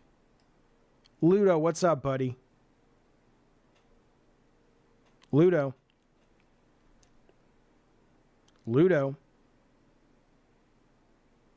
God. I like how Wayne says, poor Alex. Poor Alex? What are you talking about? Poor Alex. All right, let's move on. I have terrible manners. I'm doing a show, Billy Bones. What are you talking about? Listen to this Dragon Age Veilguard, and I know a lot of you guys don't like Dragon Age, whatever. But this is Dragon Age. Okay, you hear me right now? Yeah, I can hear you. What's up, buddy? How you doing? I'm just wait. I just want to close the video. I'm sorry, Wait, you want okay. No. I just closed the YouTube video so that I can hear clearly. Okay, what's up, buddy? What do you want to talk about? I played also a little about Stalker 2, Mm-hmm. and the game is I mean, it's not just bugs issue. It's also in terms of game design. I really don't like the game. Like it's like it reminded me of Far Cry 2. Don't know if you played the game. We. Yeah. We. Yeah. We. So actually, the game is like very slow paced. Let me ask you a question. It's slow paced like this call, Ludo. Let me ask you a question, my good friend. Did you hear about the story that happened in France today? There was a billionaire. The guy's worth $10 billion. And he owns a lot of stock. He might be the majority owner in this internet company. And there was this guy that was playing Call of Duty in France, and he lost, and he raged online, and he told the guy, in fact, here it is. You can probably translate for us. He told the guy, I want you to meet me. He tweeted the billionaire blaming the internet, and he said, I propose a 1v1 in front of Lidl on Rue Seine in Marseille. And the guy actually showed up. Here's the guy. Here's the billionaire. Je t'attends là. T'es où là? Viens. Tu veux qu'on se retrouve dans le parking? Viens. Va dans le parking. Viens, porte tes coups. You're showing it on the YouTube video. Right The now. point is, he showed up. In France, they show up, and then the other guy said, "Oh, I'm sick. Don't worry about it."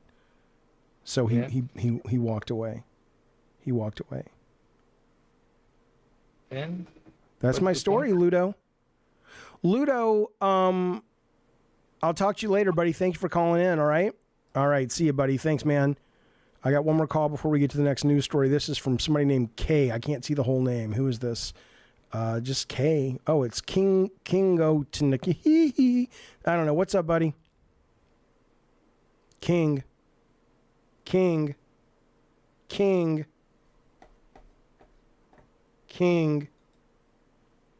Oh, my God. Are you there? Oh, now I am. I'm sorry, it was muted. What's up, bud? Well, I talked to you about a year and a half, 2 years ago. I'm the guy who played with Prince in Minneapolis. Oh, yeah. Okay. Now, look, I got to be careful because you said some things, and then you were like, dude, I felt bad betraying that information. So, Yeah, I did, but some time has gone on now, so it's not such a big deal now. okay. So let's just be clear. You are a musician because I remember this call. You were a musician. You played and I wouldn't say, if I remember correctly, you were friends with Prince, because who was really ever friends with Prince? But you... No, I was friends with them. I was Okay, friends all with right, them you too. were friends with the guy, and we were talking about sort of what it was that killed him, basically, correct? Yeah. Okay. And at the time I was married, well, I still am, but that's on the way out. But my wife was like giving me looks of like, when she heard me talking, she's like, "What the fuck are you saying? You know, you can't say any of this stuff." And it's Yeah. like, okay, and I just kind of shut up. Yeah. You know, Well, what does she know? What does she know? nothing. Goddamn right. All But I right. didn't call to talk about that. I called to talk about Dragon Age. Wait, okay. Way to get me excited. All right, let's talk about Dragon Age. Go. Okay, so I don't understand what everybody's big deal is with the transgender stuff in the game, because if you played the game about an hour in, this isn't a spoiler, about an hour in, you get a clear dialogue choice. That do you want transgender dialogue in your game? Yes or no?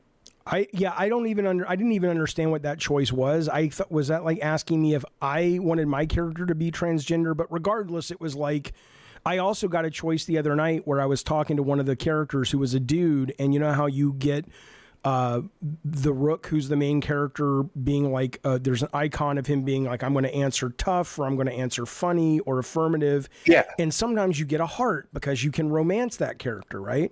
Well, I knew Right, what that right. meant, and I'm like, oh, I don't want to romance that character. I'll romance the lady characters, but I don't like the male characters. And so I just Right, didn't it's do not it. your thing. Yeah, but I just didn't do it, and I moved on with my goddamn life. So I assume what you're saying is the trans thing is very similar.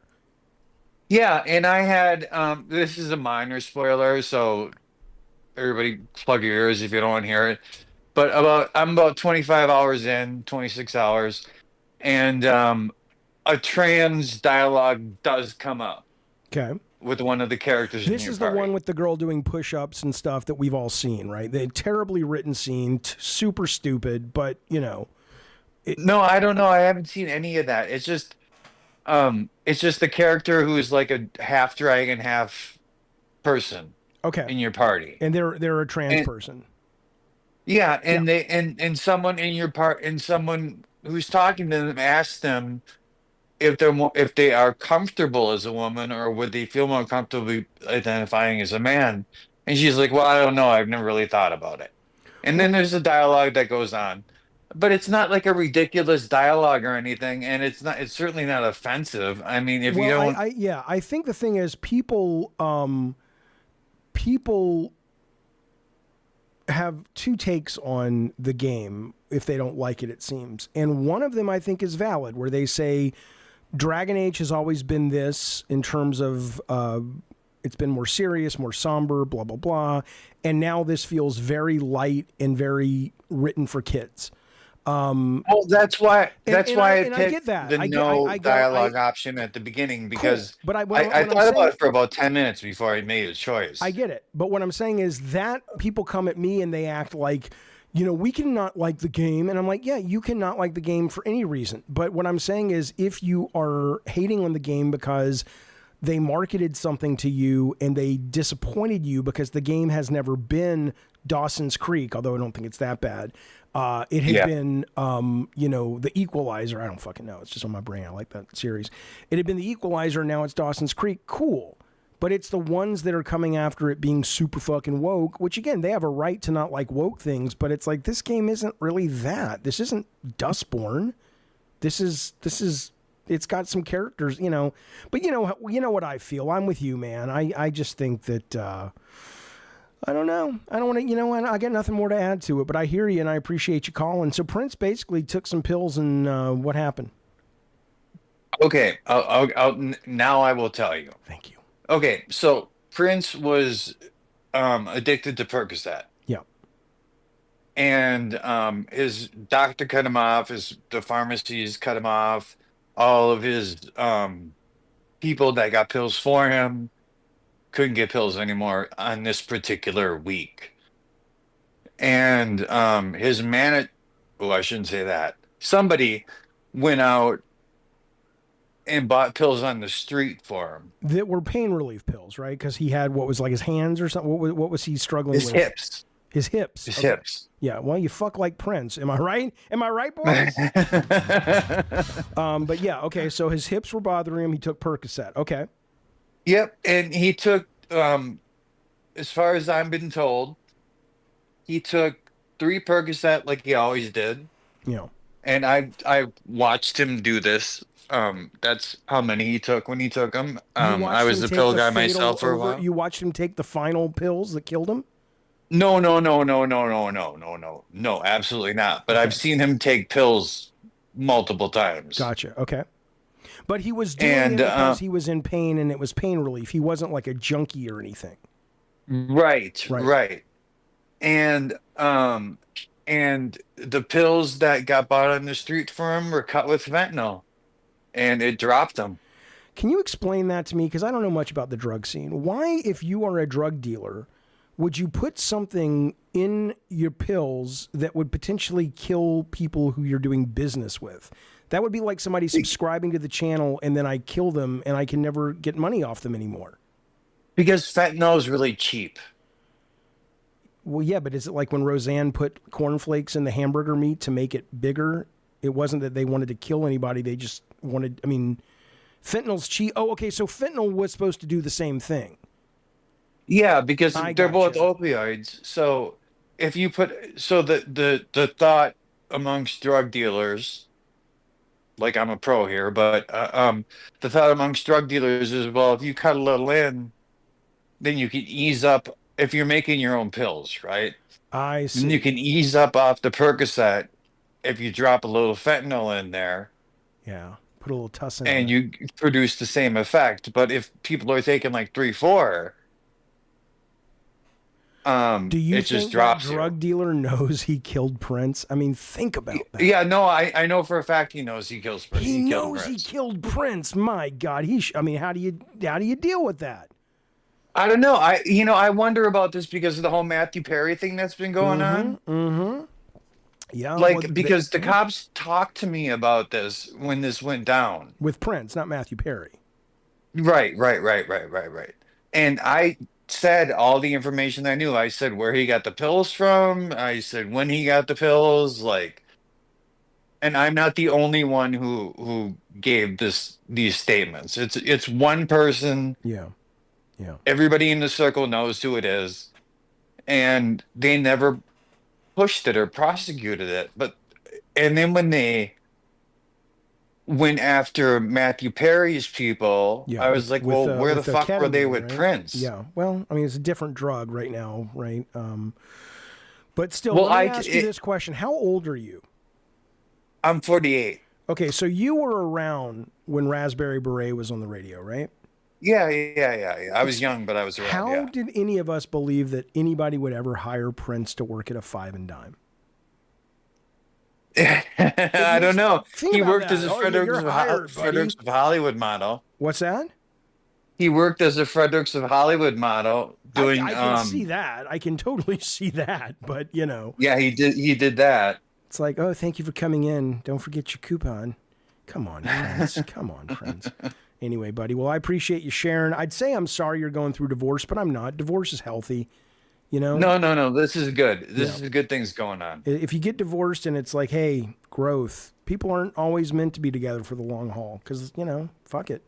So be well. If there's one thing, yeah.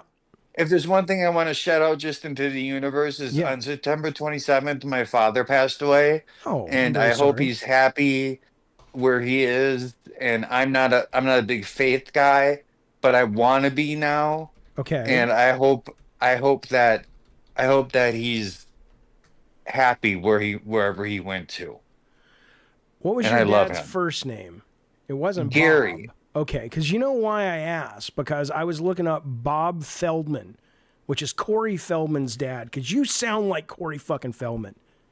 Oh no, I'm not Corey Feldman, but I've met Corey Feldman many times. He's out of his goddamn mind. He's out of his goddamn mind. That guy. Does he? Yeah, his band is kind of a running joke. Yeah. Does he know that, or he's like, dude, I don't give a fuck. I'm Corey Feldman. Or do you think he knows? He doesn't give a fuck. He doesn't give a fuck. I remember we did a convention. I can't remember where it was. You'll have to excuse me. And like a signing convention, like a not Comic-Con, but a con, you know. And he was standing outside of his hotel room when I was next to him. And I came out and I saw him there, and he's like, "What the fuck, dude?" And I'm like, "What?" And he's like, "Why are they letting all these people party in our area?" I'm like, "Well, it's like a hotel takeover thing, man. Like people are just everywhere." And he was out there smoking a joint and pissed because he said TMZ was going to nail him for smoking a joint. And I said, "Who cares, dude? Yeah. Just smoke." Do me a favor before you go. Say Goonies never die. Goonies never die. You goddamn right, sir. All right, buddy. Thank you for calling, man. I'll talk to you later. I appreciate hearing from you again. Take it easy, Jaffe. Right, you too, sir. There he goes. There goes King. It's funny. His name is King, and he knows Prince. Isn't that something? Isn't that something? All these insights are brought to you by I can't get him off the channel. That's okay. He's a good dude. He can stay on. Anyway, all right. Let's move forward. Dragon Age, Veilguard, and Silent Hill 2 launch sales relatively slow in Europe. Dragon Age Veilguard apparently sold less than Dragon's Dogma 2. I don't think the game... I like Dragon's Dogma 2 a lot, but I do not think it was as good as Dragon Age Veilguard. It also sold less than the remake of Dead Space, which was brilliant. Total underperforming game according to EA. So anybody that was worried that Dragon Age Veilguard was not going to be, a good enough title to get EA to fund another one, well, look, if they're not going to fund a new Dead Space because it underperformed, they sure as fuck ain't going to, fund one of these fucking things. But that happened. I was really bummed to hear Silent Hill 2. I mean, I get it. You know, even if you listen to the guys over at Bloober Team who made it, Silent Hill 2, you know, their new game that they showed off recently, hopefully maybe we'll see some of that on the Game Awards. They're like, look, we're getting away from these slower, more adventure-y horror games, and we're going more the Resident Evil 2 route, remake route. Because you just, as great as that was, and somebody in the chat earlier is like, don't you think that should have been nominated for Game of the Year? And I do. It's excellent. Excellent fucking game. One of my favorites of the year. But still, though, it's kind of bumming when you can make a game as good as Silent Hill 2, and people just don't show up for it, you know? That's crazy to me, man. But I'll tell you what else sold. Here's some, and I'm going to go through the whole thing, but here's some of your top 10. These are the box products at this point. So this is just what happened over the weekend at this point, not the Silent Hill story. That was for the month. But Lego Horizons over the week. I mean, this is bad. This is bad. Lego Horizons came out last week. It could only manage to get up to number 13. Physical anyway, in the UK. 77% of those sales went to the PlayStation 5 and 23% went to the Switch. So what does that say? I don't know. What it probably says is the same thing it says about Astrobot, that's barely sold more than 1.5 million, which is Sony has never been able to sell family titles. They just, I don't know why. I have theories. We've talked about them before, but you know, it's you know, Mario and Luigi Brothership came in at 3, and then the week later it dropped to 12. But that's not bad for that game, I assume. Call of Duty, of course, number 1. Super Mario Party Jamboree still hanging in the top 5. Farming Simulator came in at number 7, which is crazy, but apparently it's doing really great. To be fair to Silent Hill, it is still in the top 20. It's at number 18. Dragon Age. Where did Dragon Age go? Dragon Age dropped down from 14 to 24. And let's see where Zelda is. Is Zelda still hanging in there? I don't know. It's a great game, but probably not. Probably not. You know what? Okay, but here's 2 things that are still hanging in. Oh, yeah, Zelda's still there. It's number 9. Echoes of Wisdom. Listen to this, though. There are 2 games. Now, people say this all the time. They say, well, why don't we have any racing games anymore, just pure racing games? And usually they don't sell. But listen, man, these 2 games, we all know about Mario Kart 8. Mario Kart 8 is still in the top 10. It's number 7. But honestly, one of the best racing games of the last couple of years, maybe the last 5 years, is Wreckfest. And Wreckfest is currently at 18. Now, I'm sure it's on sale there. But Mario Kart keeps going, and Wreckfest, which announced a sequel last year, which I cannot wait for. If you guys haven't played Wreckfest, it is some redneck demolition derby Dukes of Hazzard racing, and it is delightful. It is great. It's great multiplayer. The track design is great. You're sliding and drifting on the dirt. It's good stuff. It's good stuff. Anyway, Mario Kart 8 is great. And then there was so that got me thinking, though. Let's see, what else did he say? Mario Party Jamboree is number 5. Silent Hill 2 is at 6. Launch sales, though, of that are 50% lower, they said, than Resident Evil 4 Remake and 31% lower than the Dead Space Remake. So, I don't know. I don't know what to tell you. Listen, though, before I tell you about this article as it relates to Mario Kart, I do want to tell you this. Don't forget, tomorrow, if you're around and you are a Cult of Calypso member or a God of War member, or you are a mod on the Discord, or you are a mod here on YouTube, 12:30 p.m., we're doing a Lunch with Jaffe. Now, if you don't know what a Lunch with Jaffe is, it's very simple. We get food. I won't get you food. You get your own food. I don't know what I'm going to get. Maybe burrito from Rubio's. And we eat lunch, and we share YouTube videos and Instagram clips, and we shoot the shit, and we talk about people in the community that we don't like. Did you hear what I said? It's fun. So hopefully we'll see you over there on the Discord tomorrow. It is grilled cheese, but it's not AI. No, it's a real picture. No lunch with you. No lunch with Jaffe for you, Stoner Joe. Well, one day. Come on now. We'll get you up there.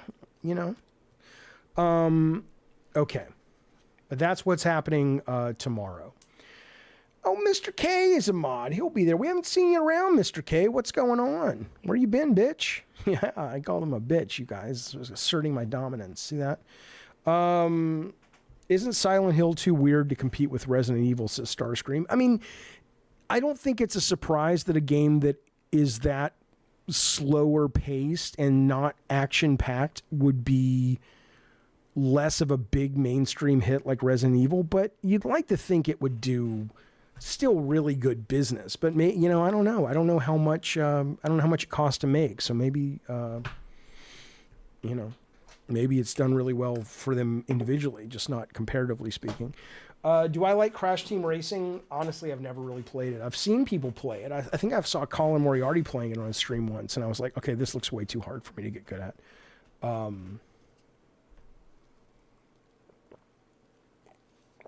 Okay. Let's move forward, my little friends. Mario Kart 9. Nintendo Everything published an article. I just want to bring it up real quick because it got me thinking, because it's almost like Mario Kart 8 is selling consistently. You'd start to think that Nintendo would just say, you know what, fellas, here's what we're going to do. We're going to Call of Duty this thing. There's not going to be a Mario Kart 9. There's just going to be Mario Kart. And we're just going to keep updating it. I mean, that's where we're going with all games anyway that are not single-player one-offs. So, but there probably will be a Mario Kart 9, no doubt. And here's the things. They wanted a bunch of stuff that was like stupid. We want an all-star roster. Well, of course you do. We want more courses. Of course you do. We want classic courses. Of course you do. But I wanted some interesting stuff, right? So the only two things they brought up that even popped in my brain, one of them was they said, perhaps we'll see drills that can forge paths underground or something similar. Because they were saying, now that the cars can go on walls and underwater and through the sky. But honestly, I've never felt any of those additions to Mario Kart really mattered. Like the fact that I can now drive on walls in Mario Kart, it doesn't really, it doesn't feel any different. It doesn't feel any different for the most part when I'm underwater. You're just kind of slower, right? So while I think conceptually going, maybe it would be cool that there are certain kind of ground areas that you could activate the drill and build your own kind of shortcut, but there are dangers, kind of like Minecraft, and it's like, yeah, but you might run into something dangerous or a wall that takes longer to bust through. But you might also discover a shortcut. I mean, there are some things you could do that would actually make a difference to gameplay. So I thought that one was kind of interesting. Then they talked about they'd like to see a mission mode from Mario Kart DS. I don't remember that, but I do remember the very first racing game I played that had like a single-player mission mode was Diddy Kong Racing. And that was the first Thanksgiving. We're going to do a Thanksgiving special next week on the show, but that was the first Thanksgiving game that I ever remember playing that really felt like a Thanksgiving game. And I loved that you were able to go on missions and fight bosses and explore, but you were still in a car. It was like a car adventure. I thought that was really, really neat. So maybe that'll come back. I would love to see, honestly, them do something more with battle mode. Battle mode was a huge inspiration for Twisted Metal. Battle mode in Rock and Roll Racing and Doom. Me and Mike Yam were playing the shit out of those when we first conceived Twisted Metal. And I know they keep putting battle mode in, but it seems like it needs something a little bit more... I don't know what it is. Maybe the level design, or maybe they need to get rid of popping the balloons or whatever. But just I'd love to see that feel more special and be given some more attention. Although maybe that doesn't make sense, though, only because the bread and butter of the game is the racing.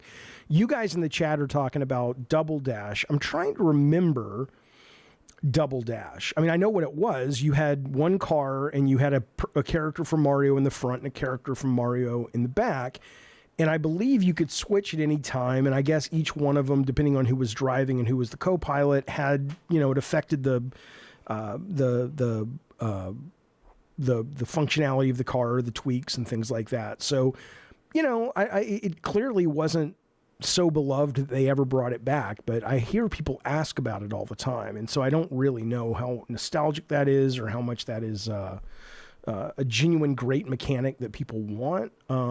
But I would honestly, what I would like to see, because they're talking about, do you think Nintendo will launch a Mario Kart as a Switch 2 title for launch? I would like to see them just launch Mario Kart platform, which they probably won't because their audience isn't as online as other games.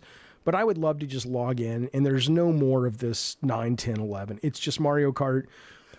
And they're like, hey, we made, it's like, hey, some of our designers made some levels. They're not done yet, but see what you think. If you like them, we'll put some more time into them. Stuff like that would be great, along with, real pro-made stuff and new modes that we can try out. I would love there to be like that kind of system. I do want it to be a live service. I absolutely. I mean, I don't want loot boxes and I don't want pay to win, but I would love it to be more of a platform. I absolutely would. Yes. Darth Nugget says you will own nothing. You don't own anything anyway. You're gonna die. Read some Buddhist literature, some Buddhist philosophy. It's all impermanent. You're not gonna take anything with you. And none of it brings you joy. What brings you joy are the memories of playing the games. You have to allow yourself to disconnect from this need to have this stuff. I'm not saying it's not nice to own some shit.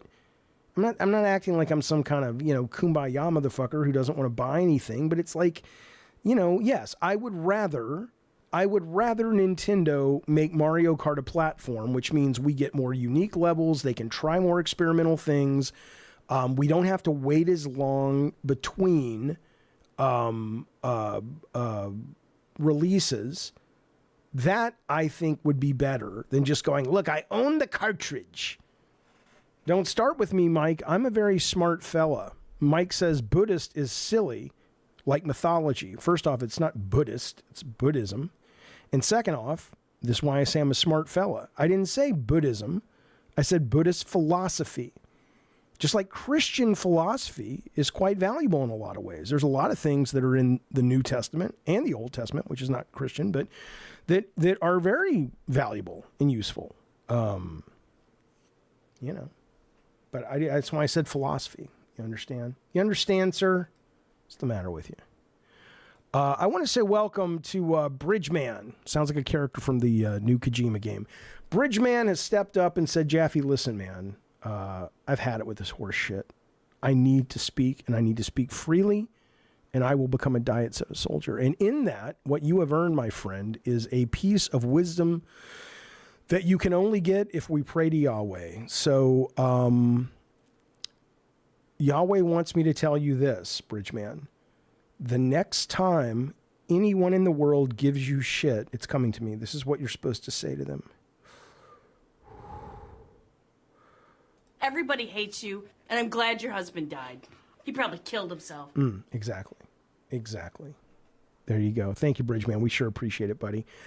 No, I do. I believe in reincarnation. Again, I'm talking about the philosophy. I'm not talking about the dogma. But I believe in reincarnation. Reincarnation is probably the closest thing we know scientifically at a level to actually being accurate, but not in the way you think I'm saying. Do I believe that you actually were a fighter pilot in your last life and now you're this? No, I don't. It's possible. Anything's possible, sure. But do I believe that we're all made up of the same material and that material then goes on to make other things and in that way we are reincarnated? Sure. But then you have to question, what is we? What is I? We give up all of our cells that make us I every 7 years anyway. So what are we reincarnating from? It's a long discussion, Mike, and you're not equipped for it. PS Portal's new update. God, Jaffe, why are you so mean to Mike? 'Cause I am. I would like to rear up and jackknife my legs and kick you both with my foot bone. It's true. Okay, listen. PS Portal's new update could be a game changer for Sony's handheld, says Kotaku, whatever. Listen, man. This is what I wish Sony would understand, which is the world is changing. The video game business is changing. I like that they have now opened up the throttle a little bit and said, hey, there are some PlayStation 5 games that you could stream now to your handheld. That sounds great. And we're going to have more. That sounds great.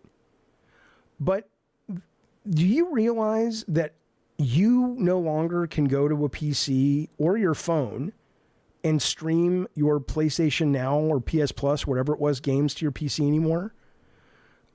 They are living in the past, these guys. Stop trying to sell me your proprietary fucking hardware. It is antiquated thinking. It is already feels dated. I love that you want us to be able to give you money for your great games. Excellent. Great idea.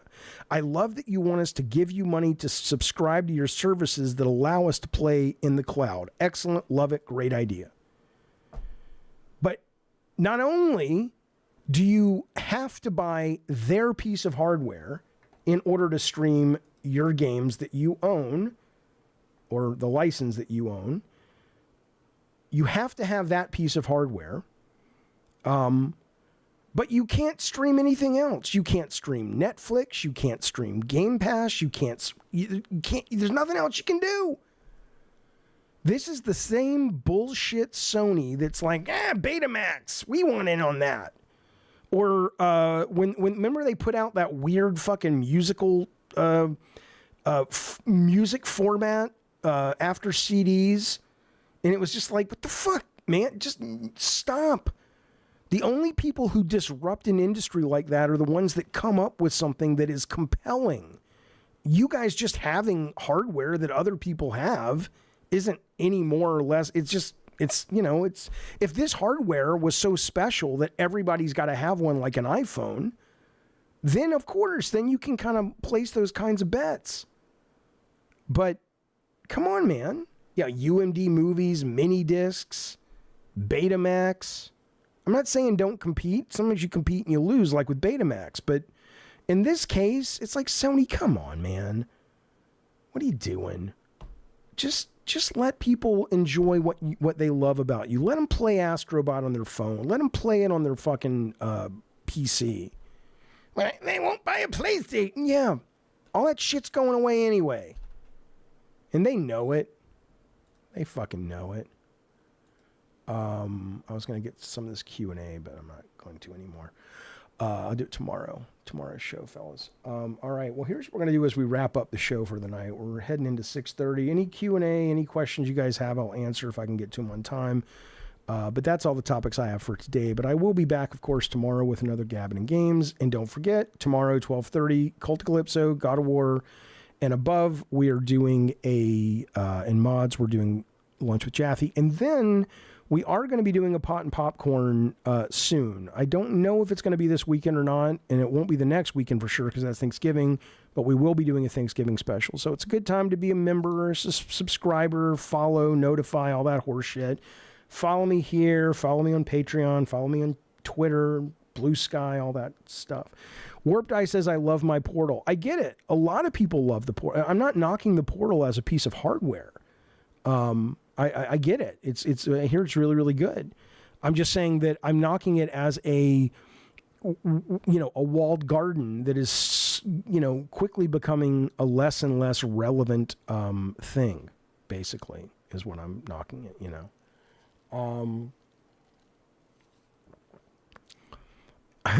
Awesome says, how long until we get an apology video for Flight Sim and Stalker? Hey, look, if my views on if I play Stalker 2 anymore, even without a patch, and I fall in love with it and it becomes my game of the year, that doesn't negate the problems I'm having with it, right?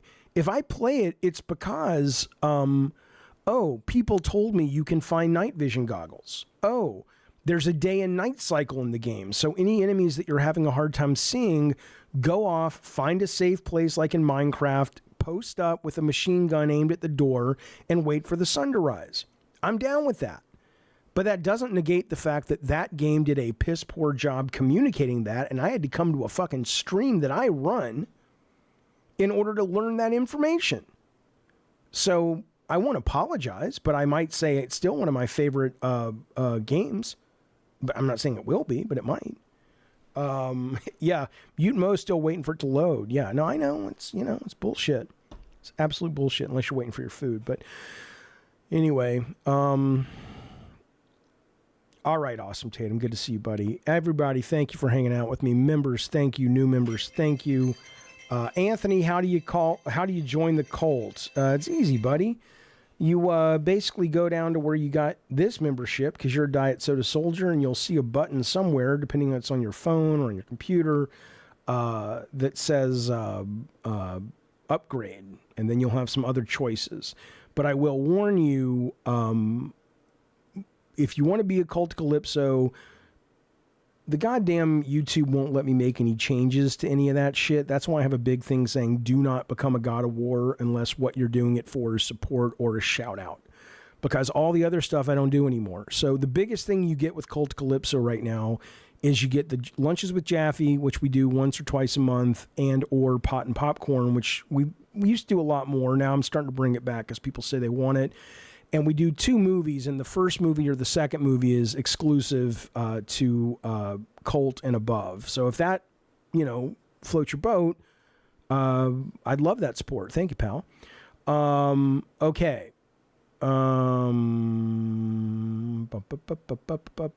from you, Mr. K. You can give it to him if you want, but I don't want to hear about it. I don't want to know about it. My friends, that has been the show. Be well, be safe tonight. Tonight, I think I'm taking a walk. We're going to walk down to the bookstore, which is one of my favorite things to do.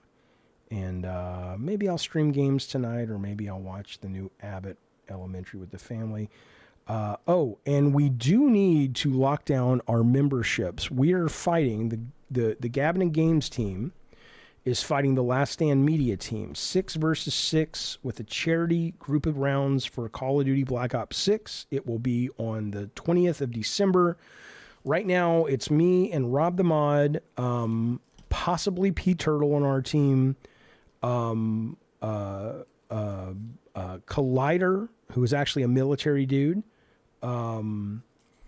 couple other people. We have a couple slots still open, but we're going to be locking that soon. And on the Last Stand Media team right now, we've got Dustin and Brad, but I don't know who else they're going to fill out their group with. So I'll keep you guys in touch with that. But it'll be for a great charity called Skill Up, which I'll talk about as we get closer to it. It's a wonderful charity that supports the military in a very unique way. So, all right, fellas, be well, be safe, and I'll see you soon. Bye, y'all.